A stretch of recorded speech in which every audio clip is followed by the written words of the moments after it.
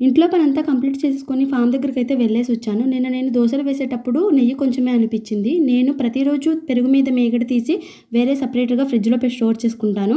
ఇక ఈరోజేంటంటే ఆ మీగడ ఉంది కదా 10 రోజులది అనేసేసి ఇంక ఈరోజైతే నెయ్యి చేద్దాము అననేది ఇక మధ్యాహ్నం అయితే ఫ్రీగా ఉన్నాను కొంచెము. అందుకని ఈరోజైతే నెయ్యి ప్రిపేర్ చేస్తున్నాను.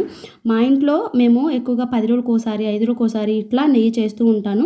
ఇక టిఫిన్‌లోకి ఇడ్లీ వేసేటప్పుడు కానీ, దోస వేసేటప్పుడు కానీ, లేదా రైస్ ఐటెమ్స్ చేసేటప్పుడు కానీ, బిర్యానీస్‌లో కానీ ఇలా నెయ్యి అయితే యూజ్ చేస్తూ ఉంటాను. పిల్లలకి కానీ, లేకపోతే మేము కానీ చట్నీలు అలాంటివి ఉంటాయి కదా! అలాంటప్పుడు కూడా నెయ్యి అయితే వేసుకుంటాము.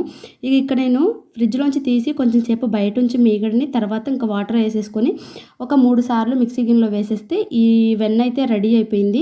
ఇంక ఇదేంటంటే 1, 2 సార్లు కడుక్కొని నీళ్ళతోటి ఫ్రెష్‌గా ఇంకా పొయ్యి మీద అయితే పెట్టేసుకోవటమే స్టవ్ మీద. ఇక్కడ చూసారు కదా నెయ్యి అయితే చాలా ఎర్రగా వచ్చిందాకా కాచితేనే బావుంటుంది.